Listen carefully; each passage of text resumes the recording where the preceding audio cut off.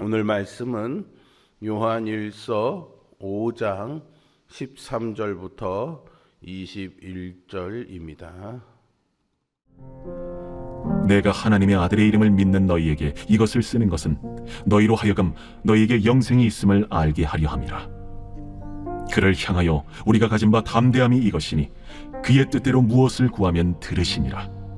우리가 무엇이든지 구하는 바를 들으시는 줄을 안즉 우리가 그에게 구한 그것을 얻은 줄을 또한 아느니라. 누구든지 형제가 사망에 이르지 아니하는 죄 범하는 것을 보거든 구하라.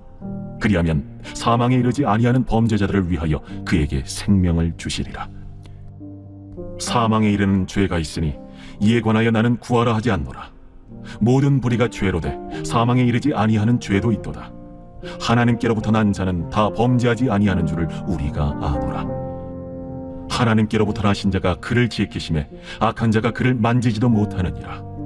또 아는 것은 우리는 하나님께 속하고 온 세상은 악한 자 안에 처한 것이며, 또 아는 것은 하나님의 아들이 이르러 우리에게 지각을 주사 우리로 참된 자를 알게 하신 것과 또한 우리가 참된 자 곧 그의 아들 예수 그리스도 안에 있는 것이니 그는 참 하나님이시오 영생이시라.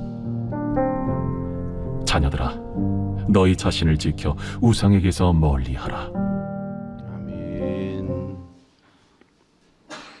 요즘 대형 인터넷 쇼핑몰이나 휴대폰 통신사 같은 곳에 고객 개인정보가 해킹이 되어서 큰 이슈가 되고 있습니다.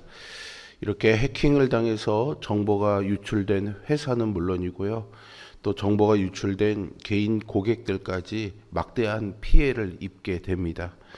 그래서 어떻게 보면 이 정보 보안이 생존과 직결된 그런 시대를 살아가고 있구나라는 생각을 해보게 됩니다. 이런 인터넷이나 전산망에 강력한 방화벽을 세워야 외부의 이런 해킹 정보 유출을 차단해낼 수 있듯이 우리 영혼에도 세상의 유혹과 사단의 공격을 막아내는 영적 시스템이 필요합니다. 요한일서의 마지막 부분인 오늘 본문에서 사도 요한은 이 편지를 마무리하면서 성도들에게 가장 강력한 보안 카드를 제시합니다. 이미 영생을 받은 자들이 세상에서 어떻게 살아가야 하는지를 보여주는데, 그것은 바로 확신, 일종의 믿음이라고 할 수 있습니다. 내가 구원받았다는 확신, 내 기도가 하나님이 들어주신다라는 확신, 그리고 주님이 나를 보호하신다는 확신, 이런 것들이죠. 이런 확신들이 견고할 때 우리는 절대로 흔들리지 않습니다. 많은 성도들이 구원을요, 느낌이나 감정의 영역으로 오해하곤 합니다. 그러나 요한은 단호하게 말하죠. 하나님의 아들의 이름을 믿는 너희에게 이것을 쓰는 것은 너희로 하여금 너희에게 영생이 있음을 알게 하려 함이다 라고 13절에서 말합니다. 여기서 알다라는 것은 추측이나 희망이 아니라요, 완전하고도 확실하게 인지하다라는 그런 뜻입니다. 영생은 미래의 약속이 아니라 지금 여기서 누리는 생명입니다. 믿는 자는 이미 그 생명을 소유했습니다. 이 확신은 우리의 흔들리는 감정이나 불완전한 믿음에 근거하지 않습니다. 우리의 믿음의 대상이신 예수 그리스도께 근거하지요. 구원의 확신이 없는 사람은요, 늘 불안해합니다. 내가 정말 구원받았을까? 하나님이 나를 사랑하실까? 이런 생각들을 하게 되죠. 그런데 요한은요, 분명히 말합니다. 그의 아들을 믿는 자에게 영원한 생명이 있다라고 말이죠. 믿음은 불안의 반대가 아닙니다. 믿음은 불안이 있는 그 자리에서 불안을 나보다 크신 분께 맡기는 것입니다.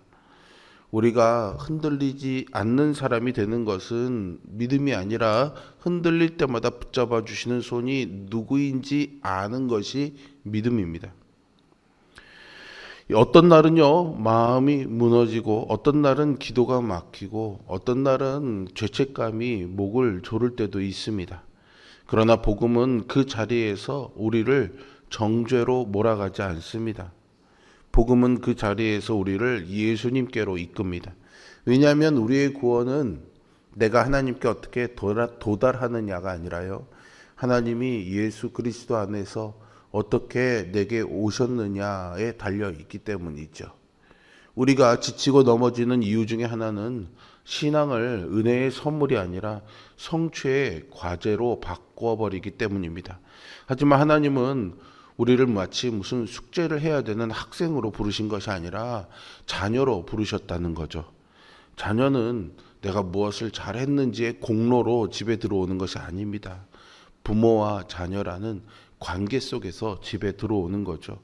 오늘 하나님은 우리의 성취가 아니라 예수 그리스도의 공로로 하나님과 자녀된 관계로 우리를 다시 품으십니다. 우리의 구원은 내 상태에 따라 변하는 가변적인 것이 아닙니다.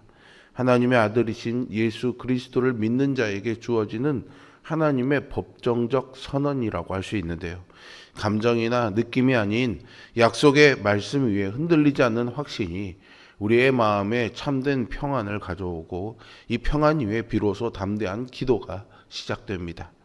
많은 사람들이 기도를 하나님을 설득하는 방법으로 오해합니다. 그래서 기도가 응답되지 않는 것처럼 보이면 곧바로 실망하죠. 하나님이 내 기도를 들으시지 않는다. 나는 버림받았다라는 식으로 반응합니다.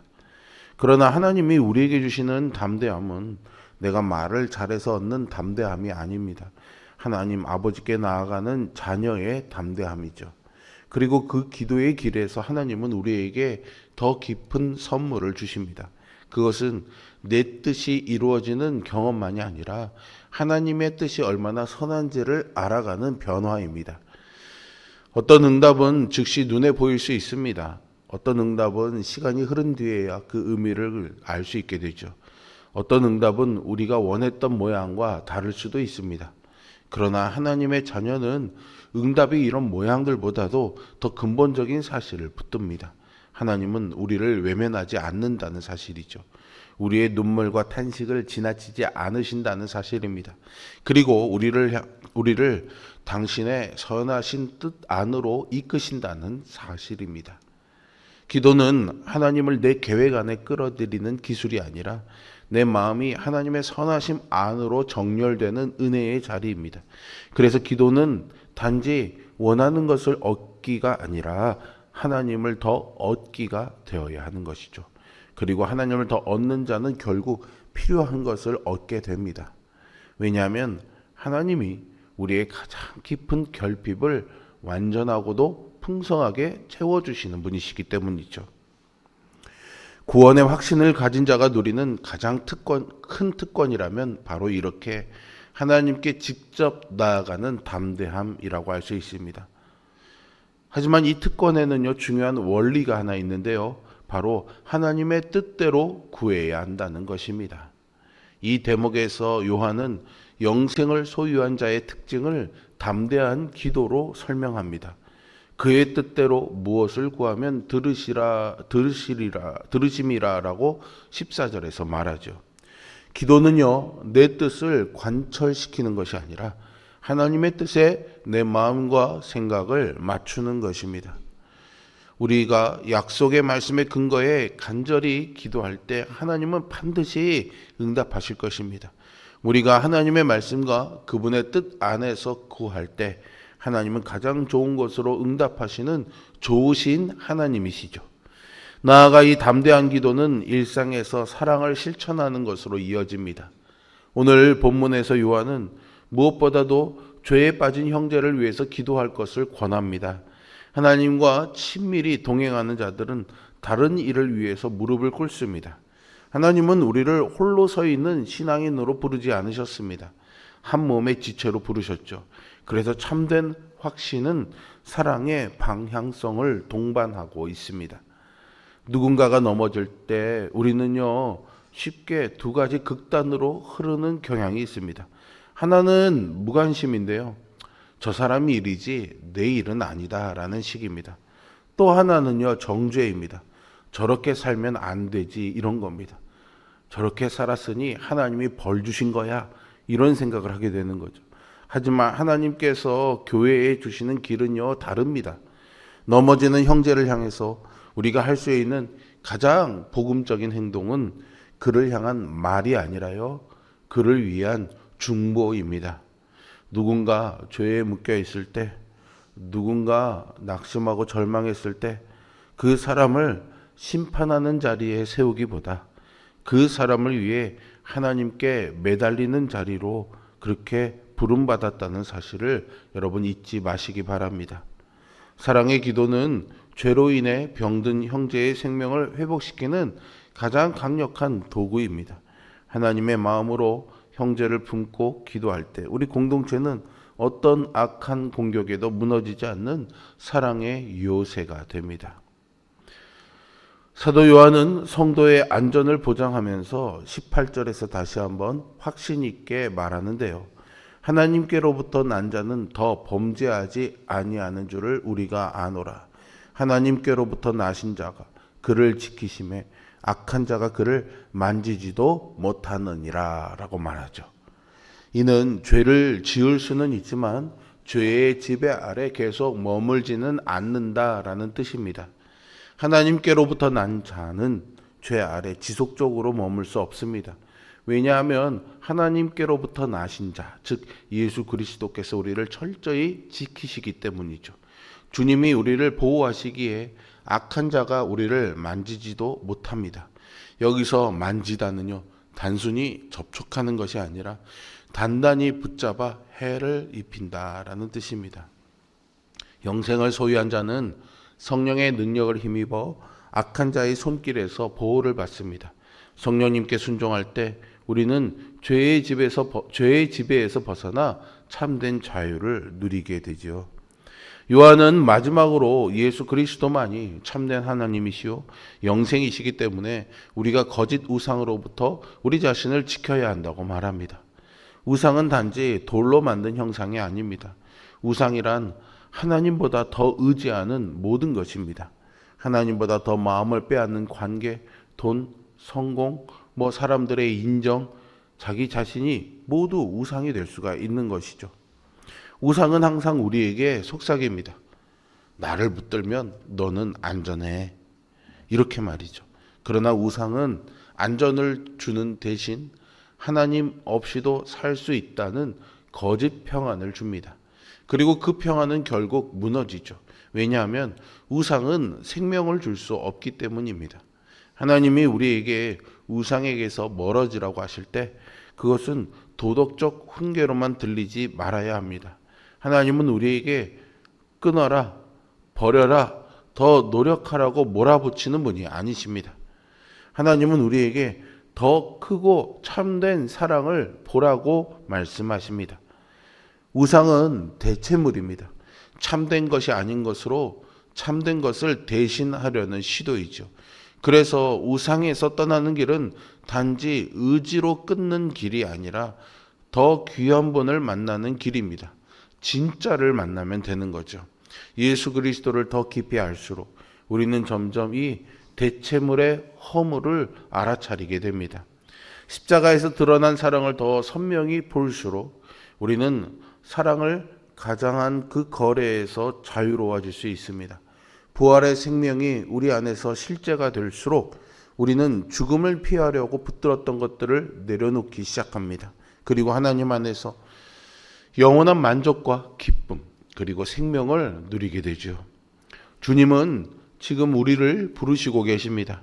확신이 없는 자에게 확신을, 기도가 메마른 자에게 다시 담대함을, 죄에 눌린 자에게 회복의 길을, 우상에 사로잡힌 자에게 자유를 주시기 위해서 부르십니다.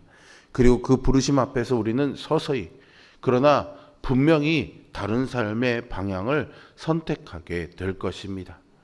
주님께 돌아서는 그 걸음은 크지 않아도 됩니다. 대단하지 않아도 됩니다. 다만 참된 생명으로 향하면 됩니다. 오늘 이 자리에서 우리의 마음이 그분께 조금 더 가까이 움직이기 시작한다면 그 움직임 자체가 이미 은혜의 시작일 것입니다. 영생은 바로 지금 주 안에서 누리는 생명과 기쁨입니다. 그리스도 안에 거하는 자는 구원의 확신 속에서 담대히 기도하고 사랑으로 형제를 품으며 세상의 각종 우상에서 자신을 지켜 거룩함을 추구합니다. 세상은 끊임없이 우리를 유혹하지만 영원한 생명과 참된 만족은 오직 예수님 안에만 있습니다. 우리 모두가 이 영생을 날마다 누리며 주 안에서 살아가는 삶이 될 수 있기를 주님의 이름으로 축복합니다. 기도하겠습니다. 사랑과 은혜가 풍성하신 아버지 하나님, 오늘도 하나님의 크신 손을 붙잡기를 원합니다. 여전히 하나님을 대신할 것들에 대한 유혹과 미혹이 우리 앞에 있습니다. 이것들을 단호하게 물리치며 구원의 확신 가운데, 우리의 기도에 응답하신다는 확신 가운데 우리를 영생의 길로 인도하시는 하나님의 인도하심과 보호하심을 확신하며 믿음의 길을 뚜벅뚜벅 걸어가는 우리 모두가 되게 하여 주옵소서. 예수 그리스도의 이름으로 기도합니다. 아멘.